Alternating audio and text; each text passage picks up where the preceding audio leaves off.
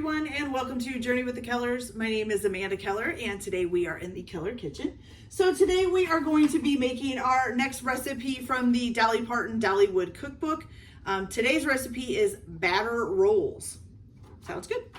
Okay, so the first thing that I'm going to go ahead and do is you're going to need to heat a few things up. You don't want to make them hot. You're basically just kind of warming them up a little bit. So what you're going to do is you are going to take 1 1/4 cup of milk.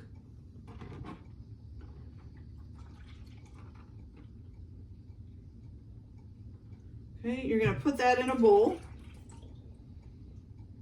You're also going to add to this, let's see how much shortening. You need a 1/2 cup of shortening. Oh, which I'm going to need a spatula to get out here. There we go.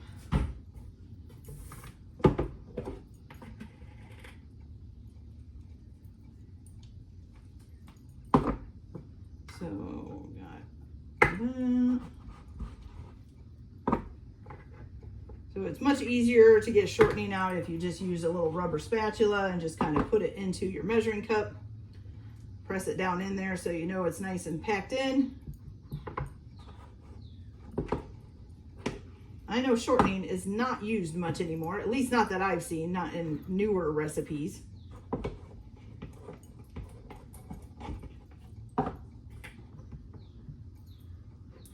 Although I guess shortening is better than lard, which was used to be the main thing they used to use. All right, so you're gonna go ahead and put this shortening in here.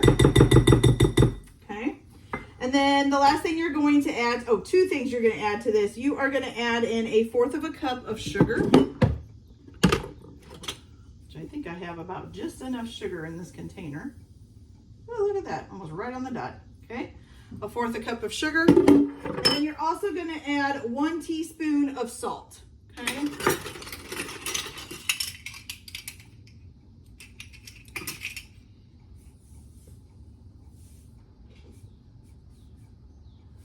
Okay, we're just going to mix that up a little bit. And then I'm just going to pop it in the microwave. You can do this in a pan too if you want, that's up to you. But I'm going to pop it in the microwave for 30 seconds at a time. You're basically just wanting the shortening to melt, okay? So let me get this in the microwave.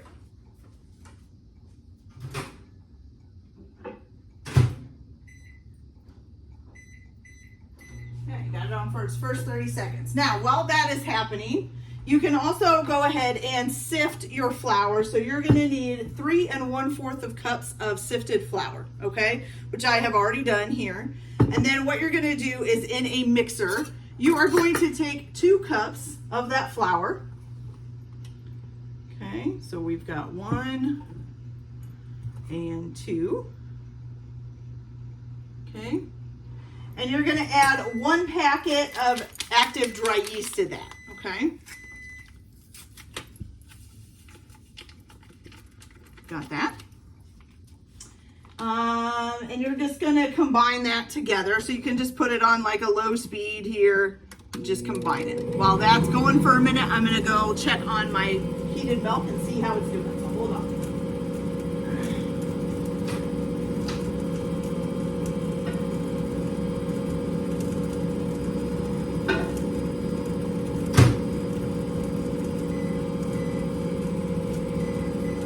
Okay, I'm only gonna do that in 30-second intervals because I don't want the milk to kind of get too hot, and I want to make sure that I'm stirring up the shortening. It'll help it mix faster. All right, so you just need to mix that up. Don't have to do it for too much.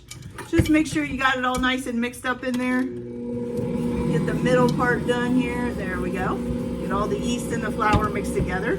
And now you can shut this off until you're ready, until your milk is ready. So I'm gonna wait until that is ready, and then I will come back and show you guys what we do from there. So I'll be right back. Guys, so now that this is all melted, you kind of get this yellowy looking, greasy stuff, okay?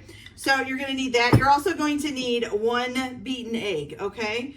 So you're gonna go ahead and add this into the flour mixture that you just did in the mixer.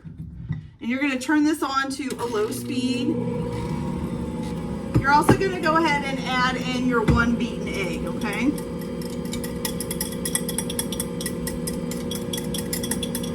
Make sure you get that all out there. Okay. You're gonna go ahead and mix that up for about 30 seconds. Just on a low speed. Get it kind of beaten in there a little bit. Okay. Now once you've mixed it for about 30 seconds, and you should start to kind of see, they call them gluten strands. Basically you should be able to start seeing it. I don't know how to explain the gluten strands, you guys, but yeah, you'll start seeing like where it's kind of pulling together, okay? So once this does that, then you're gonna turn this up to a high speed, and you're gonna beat it for 3 minutes on a high speed, okay? So I will be back after I have beaten it for that 3 minutes on a high speed, and I'll show you what we do next. So I'll be back in just a minute. Okay, you guys, so after you have beaten the original part with the milk and all of that added in for 3 minutes on high speed, I would turn it down to low first. It doesn't say to do that, but I know how flour goes everywhere. And you're gonna go ahead and add the rest of your flour to this, okay? Get that all nice and mixed in there. And you're gonna turn this up to a medium speed, okay? And then you're gonna beat that for about another 2 minutes until it gets, does it say? Until it's smooth. So you want a smooth dough, okay? So I'm gonna go ahead and let this beat for another 2 minutes. Once that is done, you can go ahead and stop it. If you need to pull it off of your mixer attachments, go ahead and do that. Then you're just gonna cover it, and you're gonna let it sit for an hour, okay? So you're gonna let it rise for an hour, all right? So I'm gonna go ahead and do all that, beat this for about 2 minutes on a medium speed, make sure the dough gets nice and smooth, then make sure I pull the dough off of all of the attachments on the mixer. If you need to put it in another bowl, you can put it in another bowl, and then just make sure you cover it and let it rise for an hour. So I'll be back as soon as all of that is done. I'll be back in a little bit. Okay, you guys, so our dough has been rising for about an hour, and it actually got quite a lot bigger. Okay, so it was just like a little, kind of a little pile on the bottom there. It's gotten quite bigger. So what it says to do is to use a wooden spoon to go ahead and stir it down. I'm just going to use my hand and kind of punch it down here, okay?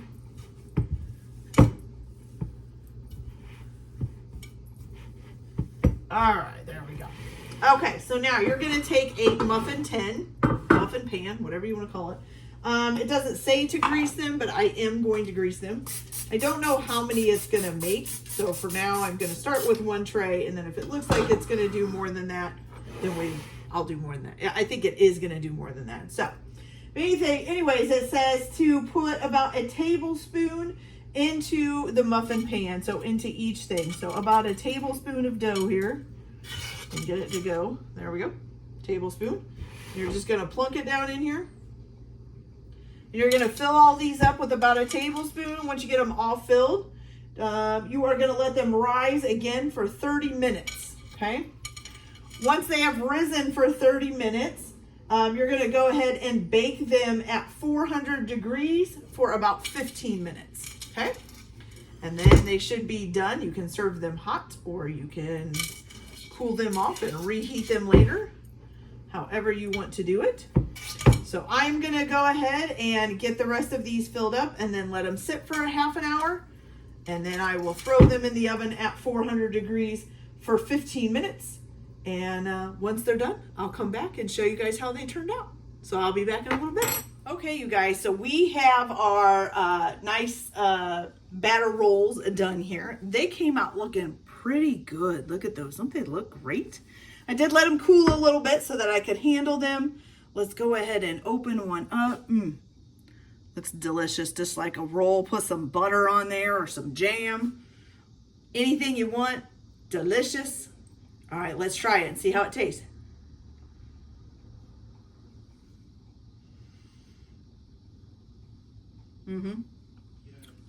That's pretty good, you guys. Delicious. Fresh, warm, moist. Love it. Okay. All right, you guys, so that's it for this video. I hope you like it. Like and subscribe if you like, or don't if you don't. Everyone have a good day. Enjoy your cooking. Keep your kitchen messy, and we'll see you later. Bye.